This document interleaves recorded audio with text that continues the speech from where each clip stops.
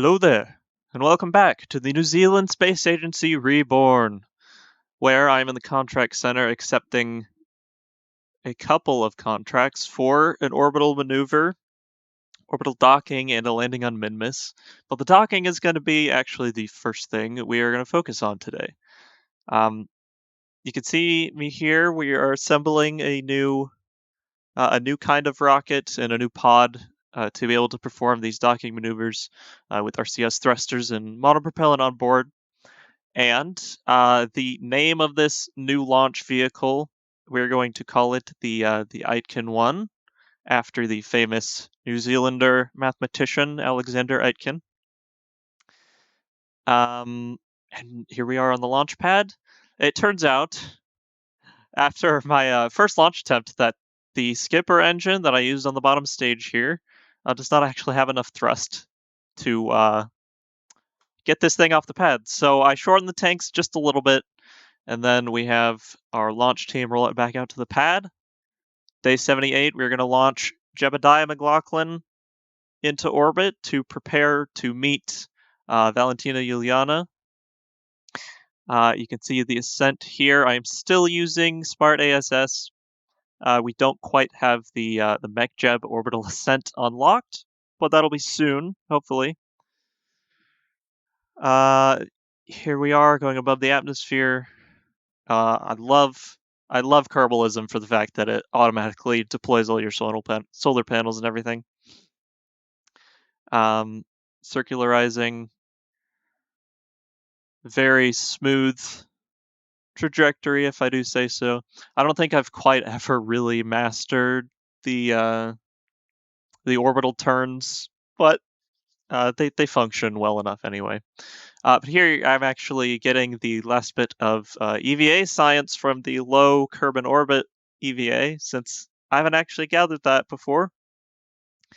But I saw an opportunity for a nice screenshot here, so had to take it. I might be using that later for something. It looks almost like a logo, maybe.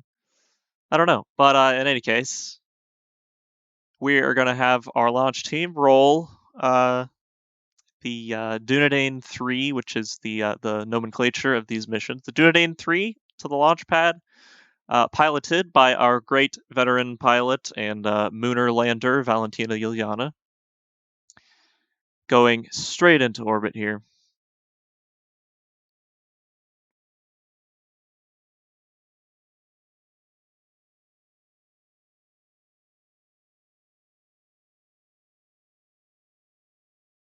And then all I have to do is burn until our apoapsis is high enough that we get a close encounter. And then once we bring it around, just decelerate until we match the velocity. This is a fairly simple maneuver, but it can be a little bit tedious. But here we are on closest approach. You see us scream past Dunedin 2 there.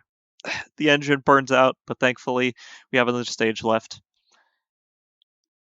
And turning around, got to get the prograde marker just over the target so we get as close as possible. Gonna pass it slightly here in just a second.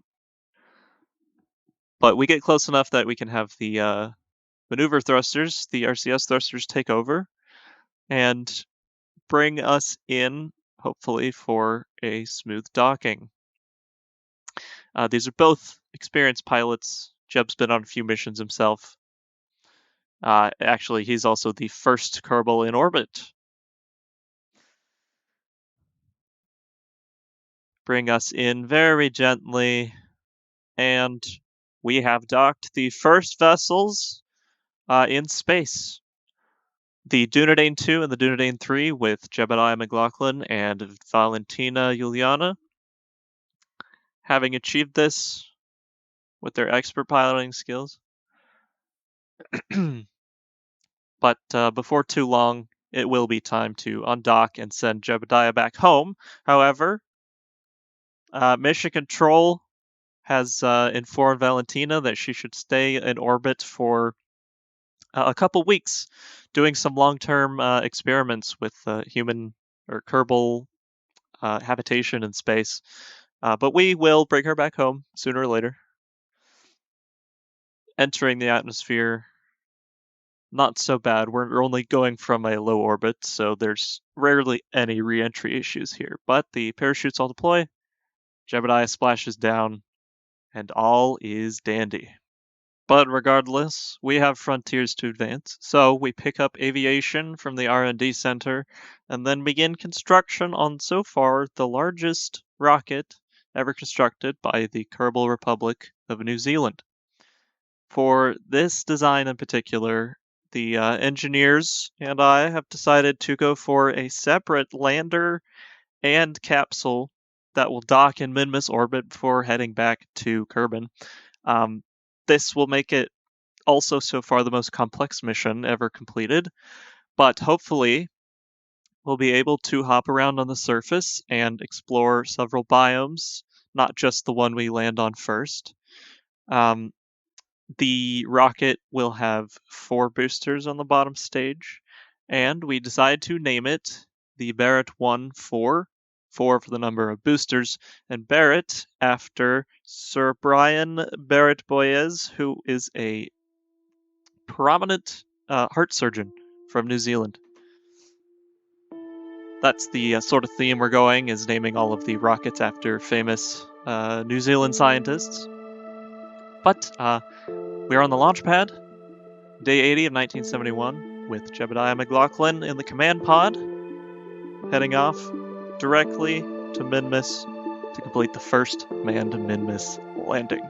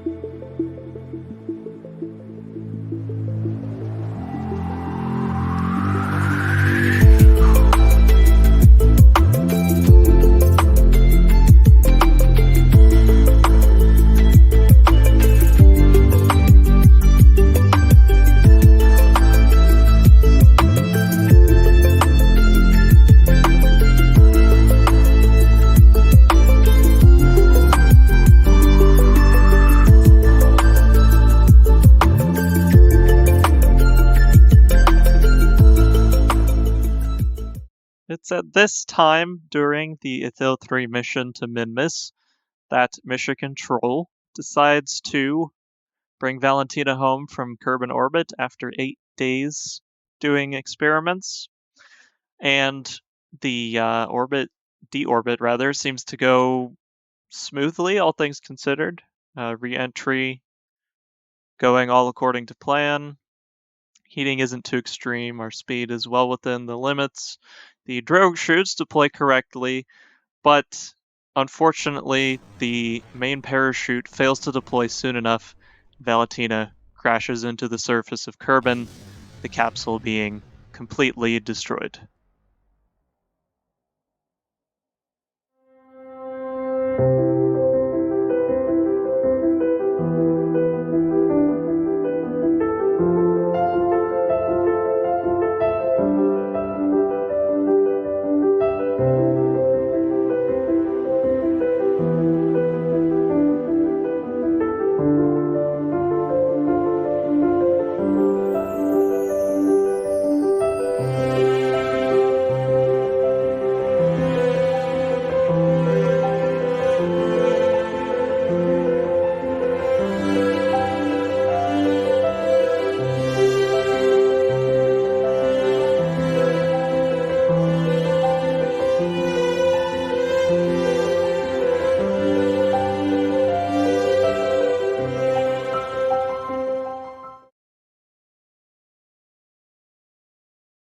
Though we have lost one of our heroes, the Ithil 3 mission is still underway to Minmus, and although a difficult decision, Mission Control decides not to tell Jebediah McLaughlin about the death of Valentina Yuliana, as they were close friends, and Jebediah needs to focus on the mission and make it back to Kerbin alive.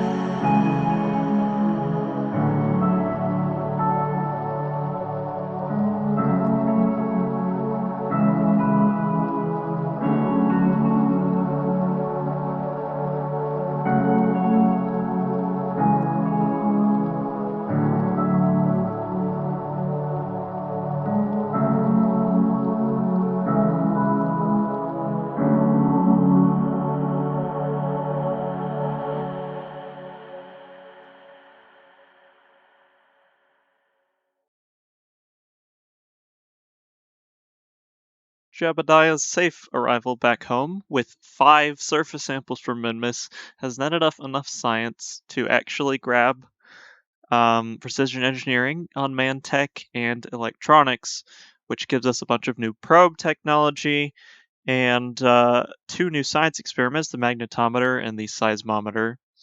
And of course, we are also going to pick up heavier rocketry and advanced fuel systems because we need to start getting larger rockets if we're going to start launching things like space stations into orbit. But there is actually a Duna transfer coming up, so I start construction on the Archer series of probes, which will hopefully take us into orbit of Duna and hopefully also Ike. The top stage is cryogenic, so it's going to have a lot of delta V to get us all the way there. Just maneuvering into the transfer window, ready for takeoff. 5, 4, 3, 2, 1, 0. All engines running. Commit. Liftoff. We have liftoff.